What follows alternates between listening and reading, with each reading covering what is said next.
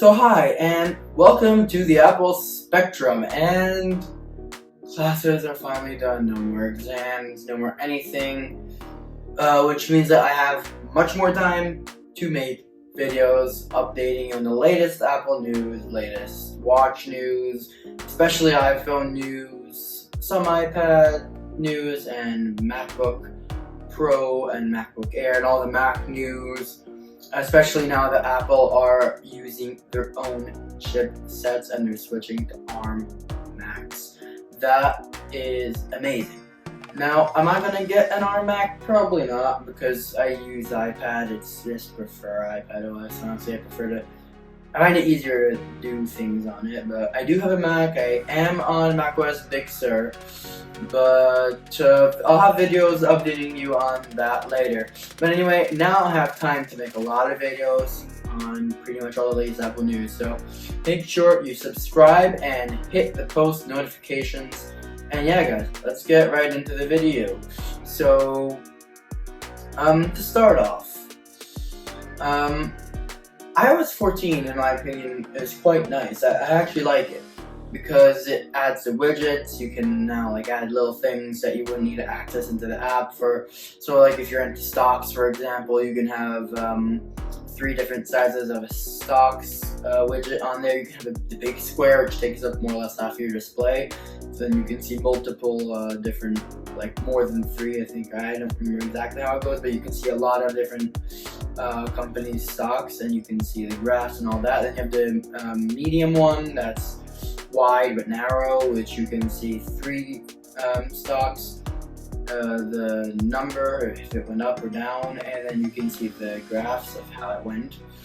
And then you have the small one, which gives you the companies and the number, so if it went up or down, basically. So that's for just widgets, basically. And then you can also have the weather app.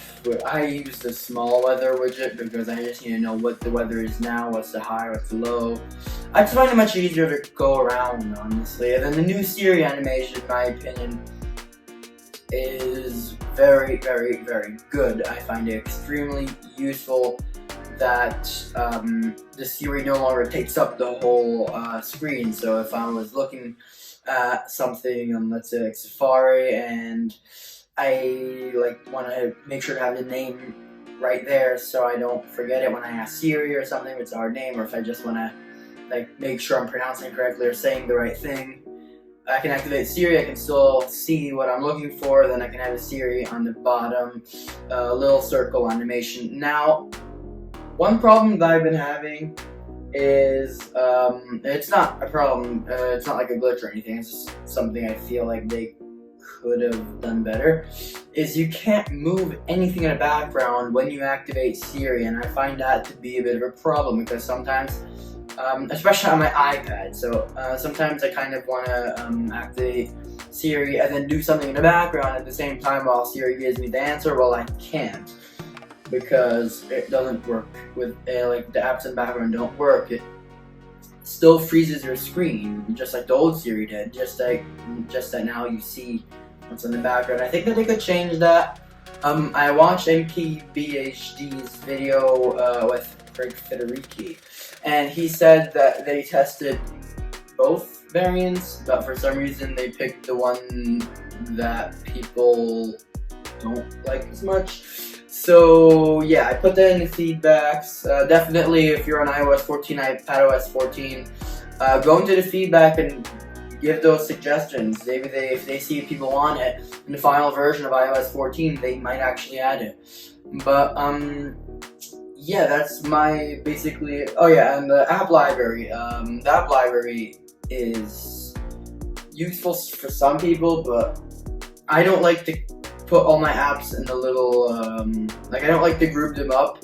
So then I have around 7 different slides, if you want to call it slides with apps. So accessing the app library is a bit annoying, so I don't really use it, but I'm sure that other people do use it. So overall, iOS 14 is good. I wish they would do some improvements to Siri. And yeah, now when it comes to iPadOS,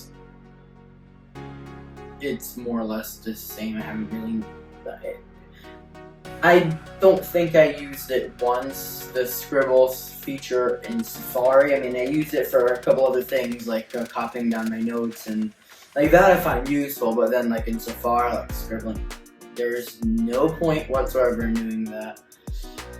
I've just used the keyboard. I find that much simpler, but I mean, I'm sure some people would like to do it. I'm not one of those. I don't use it at all. I'm a bit disappointed actually when it comes to iPadOS 14. They didn't really do anything to make it seem more kind of like a computer. Like they didn't bring Final Cut. They didn't bring a lot of the heavy computer apps to iPad, which I feel like they could have done. And it would have been much better had they have done that. Now, doesn't mean they won't, and I have a feeling that they will, judging by the way they made macOS Big Sur so similar to iPadOS. I feel like they're gonna bring it, but it's not quite ready. But yeah, that's pretty much what I think of iPadOS, and it's really on the iPad that I find it the most unhelpful, that you can't use the background apps when you're activating Siri, because that's where you have the big display, take advantage of it, work on the background. When you have Siri activated, that's really when I think that Siri would have been best to have background apps that you could have, like, when you move the background basically. That's really the most important thing that they should add in the final version. I don't know if they will. Now, when it comes to watchOS, sadly, they removed Force Touch.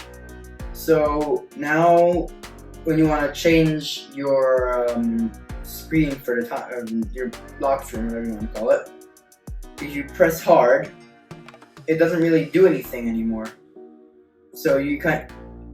All you need to do is press long, and it does it automatically. So pressing hard doesn't do anything anymore. I understand why they're doing it. It's the same thing of when they removed it from iOS, because it makes the display thinner. It makes the screen thinner when you remove that. Because the Apple Watch Series 6 will definitely no longer support it, which means that they're going to make the screen thinner, and it saves room, maybe improve the battery life, stuff like that. That is something that me having the Series 5, I don't like it, but you'll get used to it then. I'll get used to it. No problem really. Yeah, other than that, I haven't really been using this sleep tracker at all on the Apple Watch, but honestly, I'm happy with what they did. I think that iPadOS needs to get much more powerful. It's still not taking advantage of the power of the iPad, so that's one thing I'm very disappointed in. Otherwise, the rest I find quite good. I will be making a video on my experience with macOS Big Sur.